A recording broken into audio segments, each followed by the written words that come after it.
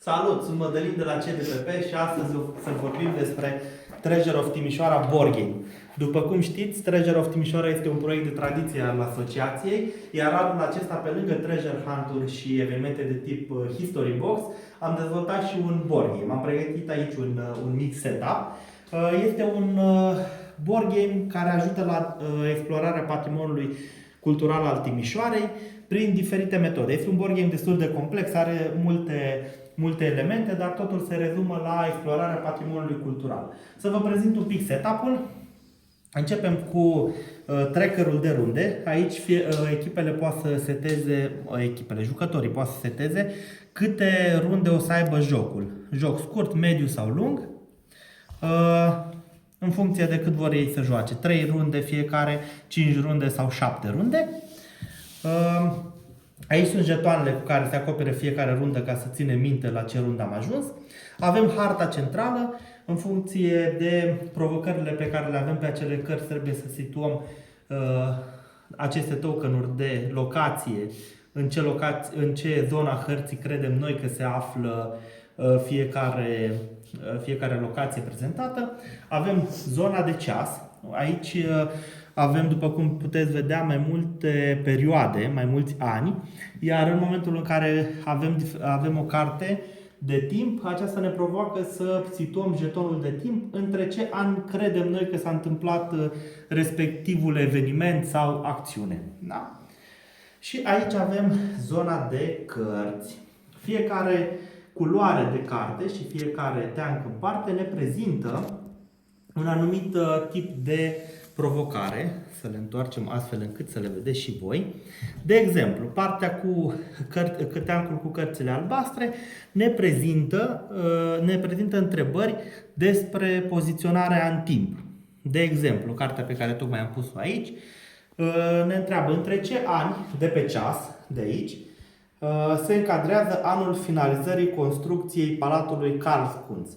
Și jucătorul care trebuie să răspundă, cum am explicat și mai devreme, ia jetonul și îl plasează unde crede el că se întâmplă acțiunea. Pentru cărțile verzi avem poziționare pe harta centrală a jocului. De exemplu, aici ne întreabă în ce zonă de pe hartă se află Biserica Catolică din Iosefini. La fel cum spuneam, pe harta centrală luăm jetonul de locație și îl poziționăm unde credem noi că se află. Iar pentru zona roșie-portocalie avem întrebări cu variante de răspuns. De la A până la D, depinde de fiecare întrebare în parte ce presupune. Bun. Cum se desfășoară efectiv jocul? În momentul în care ne punem la masă, decidem care este primul jucător. Acesta primește un jeton, da? Și îl va păstra mereu la el ca să știm că acela este primul jucător. Iar când este rândul tău ca jucător, ce trebuie să faci? Tragi 3 cărți, da? Câte una din fiecare teanc. Poți să le pui cu fața în sus ca să le vadă și ceilalți.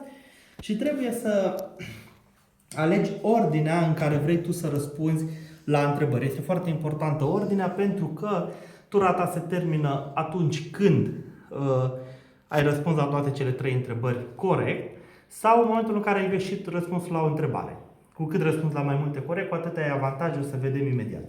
Le punem în ordinea în care credem noi că o să răspundem corect și începem răspunsul. Citim prima întrebare, da? Care în cazul ăsta este o întrebare de timp.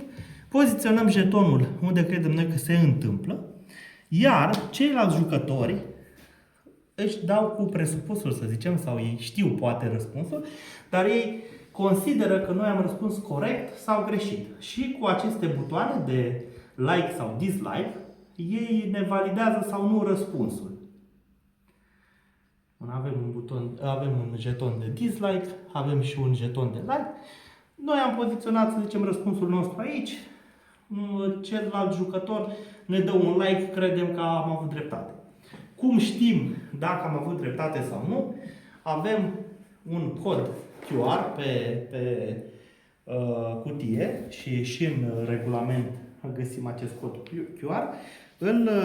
Îl scanăm cu telefonul mobil. Accesăm aplicația.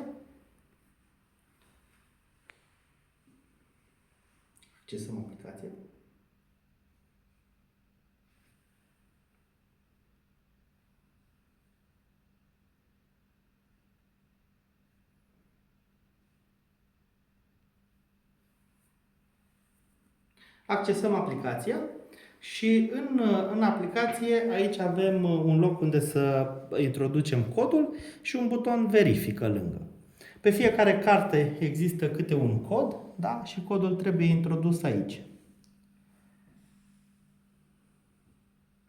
Am introdus codul, am dat Enter și ne spune că este varianta D pentru întrebarea pe care eu am adresat-o. Adică cea de aici. Ok? Dacă am dreptate, eu, cel care a răspuns la întrebare, primesc un jeton de tip back, iar dacă ceilalți jucători au dreptate în privința presupunerilor despre cum am răspuns eu o să primească câte un argint. La 3 arginți colecționați o să se preschimbe arginții într-un jeton de tipul ăsta, auriu. Și jocul continuă, v-am spus, tura fiecărui este până când se termină cărțile care sunt trase sau până când cineva greșește și apoi rândul se mută la următorul jucător și tot așa până când toți jucătorii au avut atâtea rânduri câte ture ne-am stabilit noi să avem la începutul jocului. Da? Deci dacă am stabilit că avem 3 ture aici, fiecare jucător trebuie să treacă prin această etapă descrisă de 3 ori. Da? Acum să presupunem că am ajuns la sfârșitul jocului. Cum se face punctajul? Ei bine, punctajul ține de cât de multe jetoane de tip back avem și cât de multe jetoane de tip monedă de 3 avem. Da? Să presupunem că avem mai multe monede. Acum trebuie să înumărăm. Le considerăm pe toate ca fiind egale, deci back-ul este egal cu moneda de 3 și le numărăm câte avem în total, iar cine are cele mai multe piese, astfel de piese, câștigă. Dacă cumva este egalitate, cum stabilim învingătorul? Învingătorul este stabilit prin cine are cele mai multe jetoane de tip back. Da? Pentru că sunt răspunsuri directe la care am avut dreptate. Dacă egalitatea persistă în continuare, vă invităm să mai jucați încă un joc. Și apropo de jucatul jocului, dacă v-a făcut jocul cu ochiul și ați vrea să-l jucați și nu știți unde, scrieți-ne, avem mai multe locații în Timișoara unde am distribuit acest joc în mod gratuit, iar locațiile de acolo cu siguranță vă vor lăsa să-l jucați în mod gratuit.